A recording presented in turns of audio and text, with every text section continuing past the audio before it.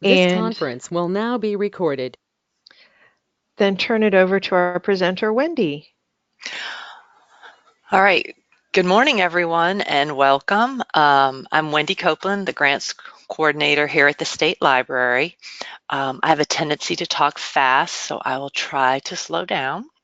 And most of you all know Tiffany. She's our continuing education consultant, and she's helping with all the technical stuff and some of the chat stuff. So we're really happy to have her here with us. If you have any questions, just put them in the chat as we go. And if you feel that there's something you want to follow up in more detail, I'm free to help email, call, or schedule a meeting. I just want everyone to know that I want this process to be as easy for you as possible. So just let me know if you have any questions, and we're going to go ahead and get started. We have, give me a minute here. Okay, so the impact grants are something new, and we're going to go over just a little bit of overview of the grant program and the application and some important dates. If there's other things that I miss, just let me know, and that's not a problem. I wanted everybody to understand that if you've had grants in the past, hold on, sorry. If you've had grants in the past, it's a good idea to know where your money is coming from. These funds are allocated from the Institute of Museum and Library Services through the Library Services Technology Act. Most people will call it LSTA funds or IMLS funds, or some people actually just say they got money from the state. It's important to know that you did receive the funds from this federal source. A lot of people don't know where the money's coming from. I just think that it's important that we know that it did come from the feds and it comes through the state, and then hopefully it goes to you. If you get a project, you'll have more information later on how to manage it and how to cite it and acknowledge the funding source. So you won't have to worry about all that now, but I just need to mention it at the beginning when we get started to give credit. So we're going to move on, and some general grant writing tips. These are just things that are good to know on any type of grant, whether you're working with us or not. With grants, you want to read through the guidelines and follow all the instructions. Get yourself organized so that you can answer all the questions completely. Most questions are going to be specific, but you want to make sure that you have answered the who, what, where, when, why, how. It's important that you don't assume that the reader knows exactly what you're thinking. A lot of us do know what's going on in your library, but sometimes we might forget. So you want to write the application so that anyone can read it, not just a professional librarian. The information that's in your application ends up in your award, which then ends up in your final project report that is shared through IMLS at the federal level to anyone who wants access to it. So don't use too much jargon. Try to write out abbreviations first and then use the abbreviations. I actually recommend that you have someone who is not involved in your system read your application before you turn it in. You want to make sure that it makes sense to everyone, not just people in the business. It's just a good idea to have other people review it and make sure that you're not assuming that we already know everything that's going on. Within the grant application, we're going to start going over some of the items in the application, but I'm not going to go over every single question. If you have questions later, in very detail, we can go over any of those questions. If you have some later, even today, we can go over those too. But I'm just going to hit some of the general ideas. The grant application is your project plan. It's the document to help you get organized as much as it helps the state library understand what you're trying to do.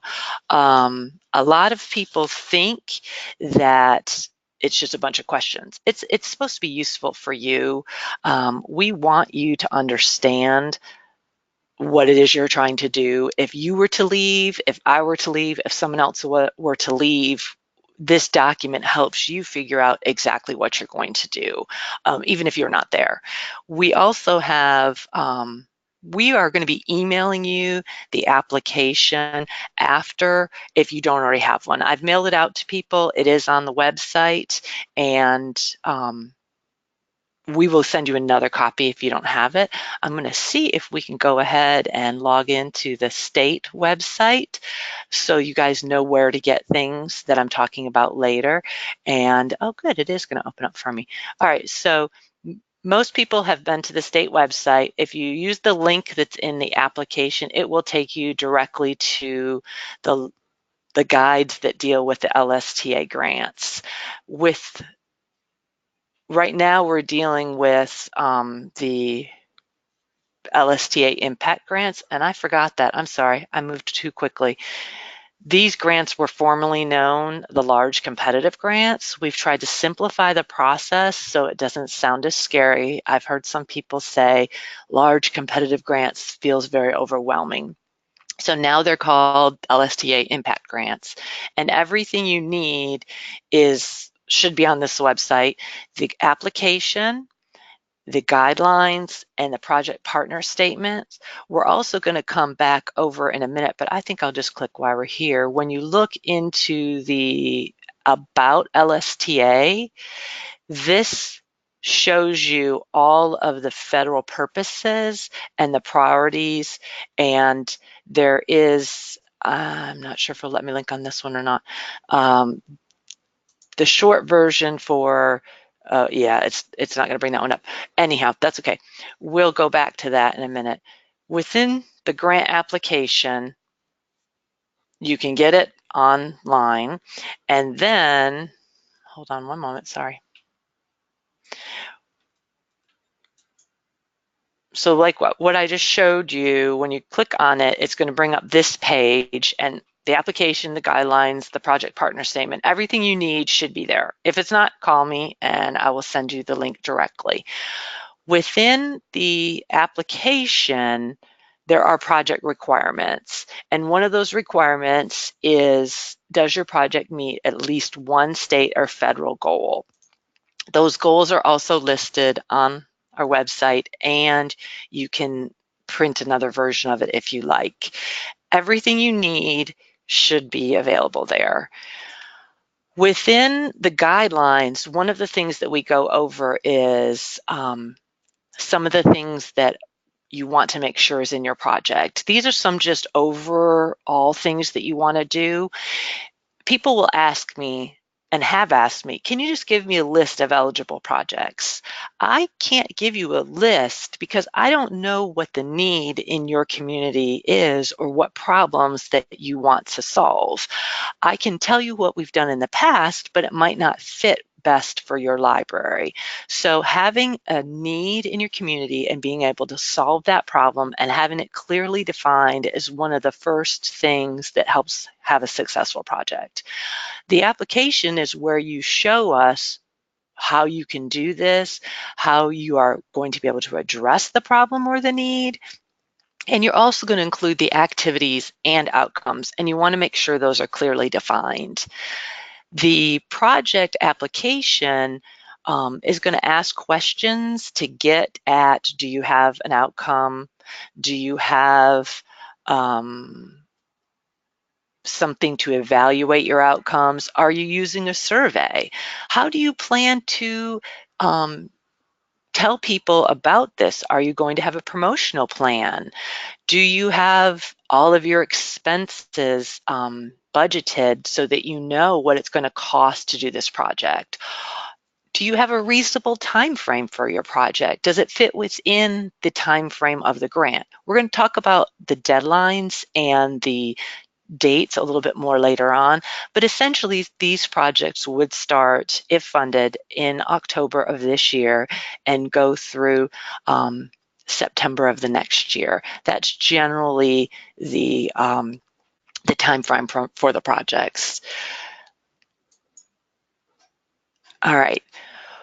One thing that the library has an interest in is projects that collaborate with other organizations or develop 21st century skills. We also want to help you serve people of all backgrounds, and including racial or ethnic minorities, English language learners, seniors, people with disabilities, individuals experiencing homelessness or incarceration, people in remote areas with no access to bookmobiles or branch library services, or all others who are just having difficulties using the library.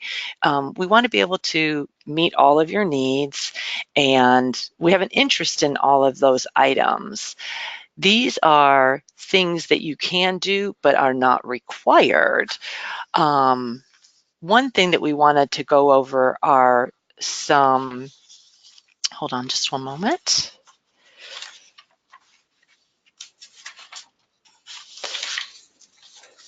All right, so these are some items that, some of these items have changed this year. We have, you can do ebooks, and they have to be tied to something though. You can't just get ebooks. We can do laptops, computers, learning labs if you have people already working full-time to commit this beyond the project period. Some people think we're just going to buy technology and leave it sitting in a box. That's not going to happen. We want you to be able to use it with your programs and part of your project. Something that's new this year is, it's a little bit confusing, but in the past we have said that you cannot get print materials for circulation, or it's very limited. We've increased that limit this year, so funding would be considered for up to 75% of your requested grant amount for circulating print material. The remaining 25% would need to go towards programs devoted to that program based on the new collection. So your choice of material could be an area or a need that you're trying to remedy some imbalances or a lack of broad diversity in your collection. We need you to provide the need for that. And hold on one second. We need you to provide the need for that, and then we're going to go back and help you. If you've provided a need, then you can go back and tell us what you need it for, and then we'll allow you to get those items as long as you use them within the project period. And I see that we also have a question. I was just going to ask if we had questions, so hold on one second, see if I've missed any more. All right, so we have one question here so far. We'll stop here and answer that. Final reimbursement request due almost 45 days before the end of the project date. That's a really good question. With that, we are going to go into all the dates, but there are project periods within the federal regulations that we have to follow, and then within the state fiscal year. So sometimes you don't get the full time frame to spend all the money. Otherwise, you're actually working outside the project period. I'll go over that a little bit more. I don't know if that answers it all completely for you, Darlene. Before we move on to the next slide, does anybody else have any questions on the items on the current slide that we have right here? Because this is a little bit new and it can be confusing.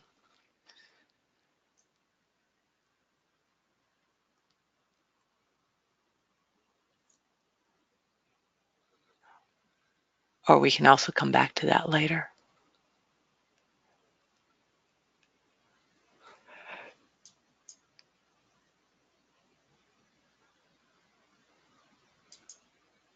All right. Preferred project qualities are projects that have activities and benefits of the project that are likely continue after the grant funding ends. aspects of the project are innovative. You're not required to be innovative, but if you're doing something very innovative, it's going to be preferred over someone who is doing the same thing every year, always. Projects can serve as a model for other libraries to follow, or projects that include some way of an efficiency, technology solutions to address a local service problem. These items, if you had two very similar projects that were alike, except for in one of these areas, the project, if there are two exact projects and one was going to continue outside the grant period and the other wasn't, then the one that had a longer cycle might rank higher in the competitive process. Do we have any other questions before we move on to budget stuff?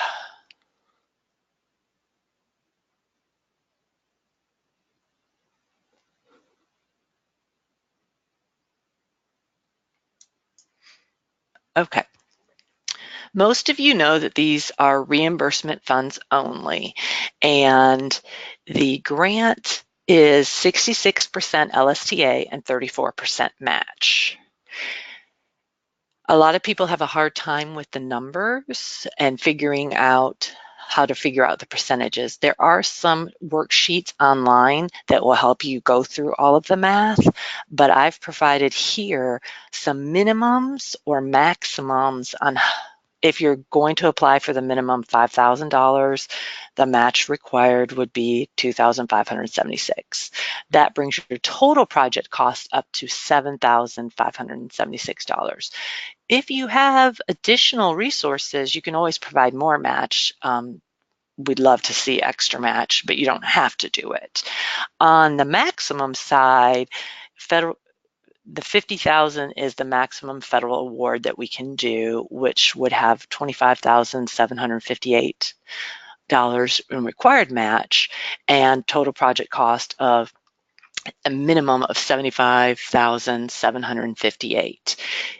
You can always have more than that, and some people in the past have had more than that. I've had some examples of people talking about outreach vehicles or bookmobiles. If the bookmobile costs $200,000 and you've done fundraising for $100,000 and you come to us, we're still only going to be able to give you $50,000. So you will have to get the other $50,000 if it's a $200,000 bookmobile or outreach vehicle. So that all is the total project cost. In that instance, it would be a $200,000 project. We're still only able to give you $50,000 on that because of the restrictions of the money that we have. Hold on, let me check my notes here. Oh, and I was also talking about the reimbursement funds, and some people have asked questions about that in the past. What it means is you have to spend the money up front, you keep the receipts, then you turn in the paperwork and all the documentation, and then we reimburse the funds. And the checks are actually sent to your county treasurer's office, and they put it in your account. So it's not like I don't send a check directly to the project manager on this project. If you get selected for a project, we will go over all the project management issues later. If there's other questions that you have about that, you can ask me directly and we can go over that. On the question we had earlier, there was some questions on the 75% of the circulating material on some of the people who've looked at the applications earlier. On that one, it's 75% of the federal amount. So it just puts another number in there. With that, it would, if you wanted $50,000 total grant maximum, you can only spend $37,500 on the materials. The other the other $12,500 would need to go on some sort of program costs within using the collection.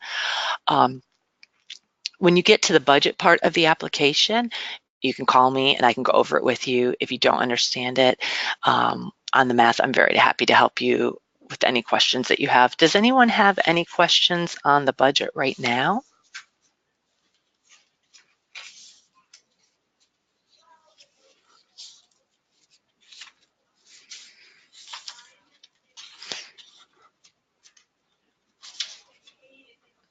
Oh, that is a very good question. We have a question that says, it looks like the match is really 50%.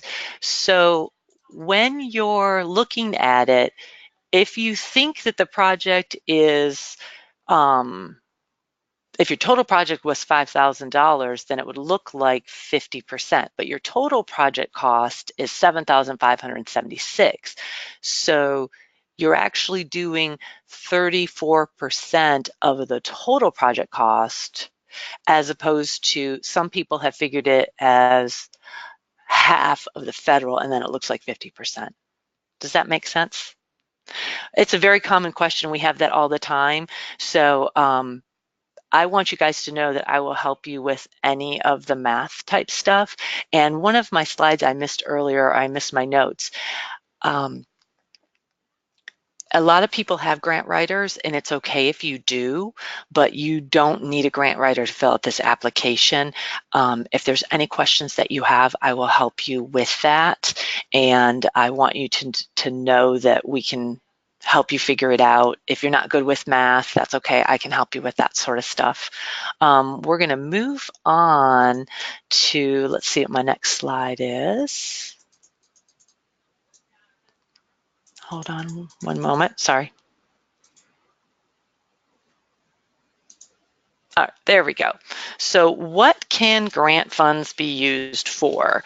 The grant funds can be used for supplies and materials. That would include books, related project office supplies or program supplies, technical supplies. You can buy equipment.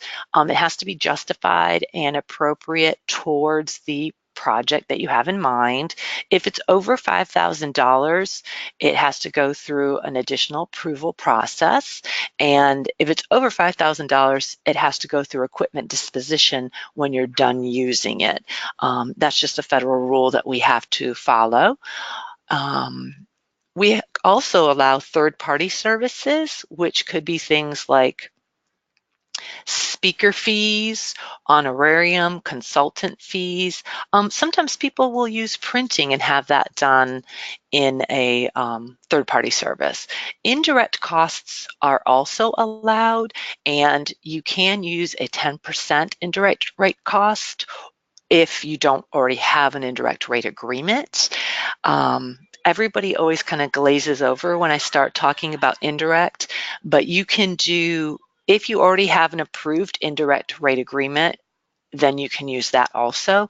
Most of our libraries don't generally have those. But if you do have one, it is allowed and it is eligible for you to do that. One of the biggest questions that we get on budgets is personnel.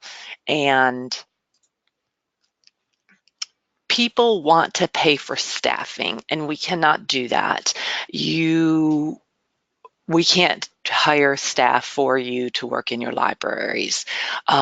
We have on occasion helped with some contract or temporary staff costs related to your project, and those can be allowed and if they're appropriate. The next question we usually get is, well, what am I going to do with my time? Your time on the project can count towards match. That's a fine way to document that. But when we do temporary staff costs for a project, you have to be aware and mindful of the funding cycle. There's no guarantees that you're going to be able to hire someone on contract and then later be able to hire them within a full-time position. Timing-wise, it's not always seamless because our local libraries, you guys are working on usually the federal the state fiscal year, which is a July 1 start. With this grant, it's more of like a modified federal fiscal year. So sometimes you can get a gap in service where your fiscal year won't match up with the end of the project period. It has been done in the past, but it's just a little more work. And I want you guys to understand up front that it's not always allowed to pay for staffing. Does anyone have any questions on that one before we move on?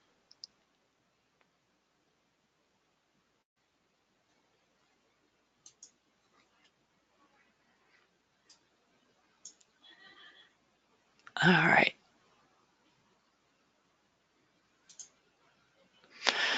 Other items that are not allowed, this is a rule that we get. Everyone always laughs when they see this, but we can't pay for alcohol. We can't pay for entertainment. We can't pay for personal things of your personal use. Can't pay for lobbying, interest, those types of things.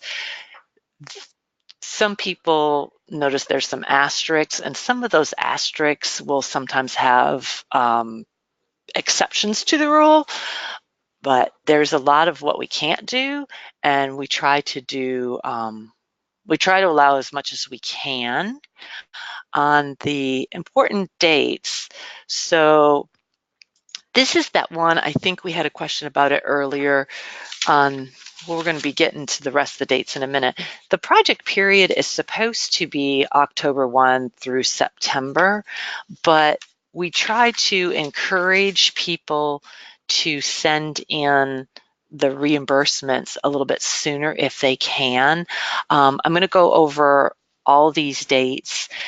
So April 15th is when the application is due. We are hoping that we can make all the award decisions by May 15th.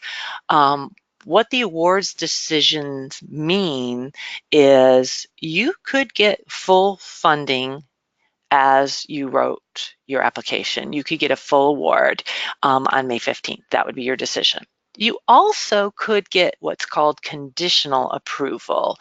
And conditional approval, a number of different items might apply. Some of you may have had conditional approval before on projects. It could be something like we don't have enough money to fund what you want fully, so we ask you to scale back your project. Or you may have had an ineligible component as part of your project, and we might need you to remove that item. There may be an area that we love the idea of your project, but your intent is not as clear for us to figure it out. And our review team may have additional questions and clarifications. So you may be given conditional approval where we're asking you to do a revision or rework of your application. That also is conditional approval. There will be some projects that unfortunately are not selected for funding. Sometimes that happens because we just don't have enough money.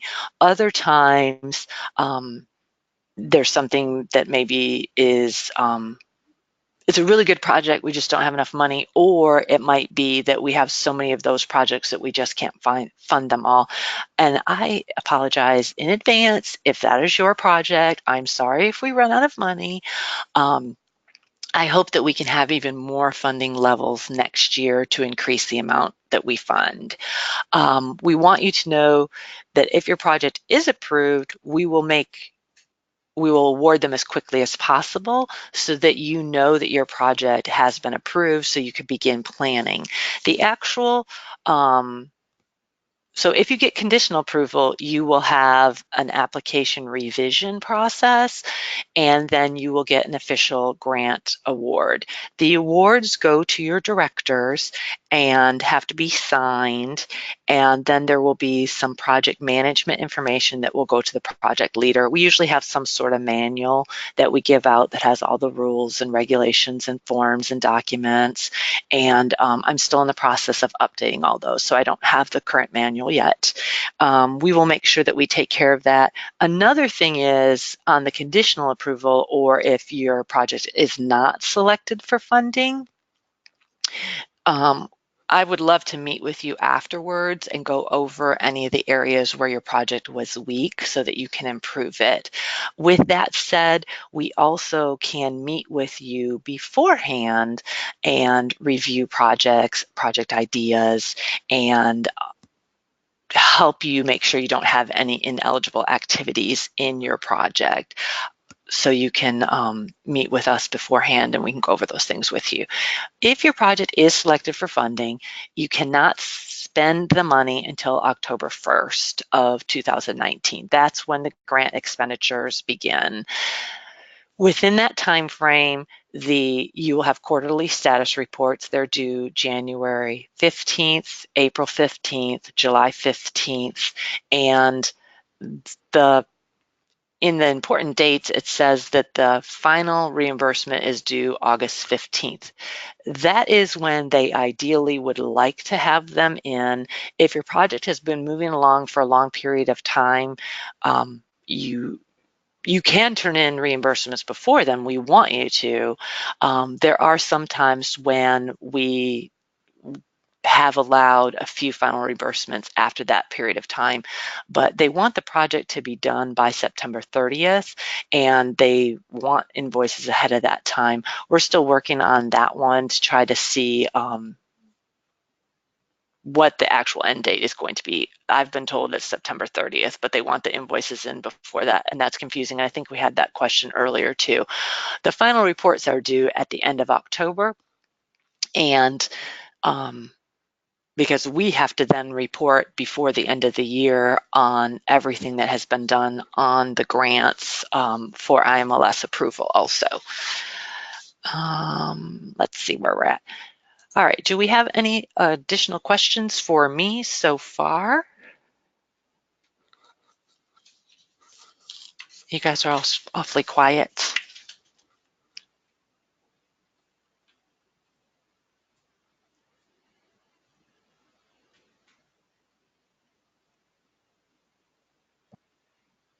No questions from me.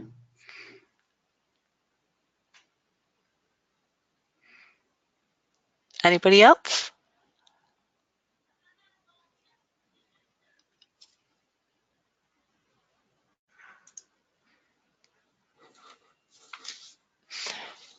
And I just wanted to say thank you very much for spending your time with us this morning. And if you have, I did miss one of my other slides in the beginning too, I'm sorry. But if you have questions on the grants, obviously call us. The impact grants are, I forgot to tell you that we had changed the name of those, but the reason we changed the name is we know that you guys are already making an impact in your library, and with some grant money, maybe you can make an even bigger impact with what you do, and that's what we want to help you to be able to do that. Is there any other questions that you guys have? We will send you a copy of the application, and afterwards we'll email it to you, and anybody who wants to schedule time, we'll share the slides also. We'll send that to you. It also usually gets posted. We are also doing we're also doing a workshop on the 20th here at the State Library, and that will be more some of the same stuff, but then if you guys want to stay and have me look at your drafts or talk and bounce ideas, we will also do that too. I'm here to help. I can come out, meet with you. I can talk with you, email with you. If you have ideas and you're unsure if it's eligible or appropriate or the best. Sometimes you have a really good idea, but we can help you get it in the right direction to make it the best project possible. Tiffany, can you think of anything I've missed? I don't think so. We'll be sending the recording and all of the documentation out in a few days once it's posted. If you have any questions, please feel free to contact Wendy with those. And If nobody has anything else they need to ask, I'm going to go ahead and stop the recording.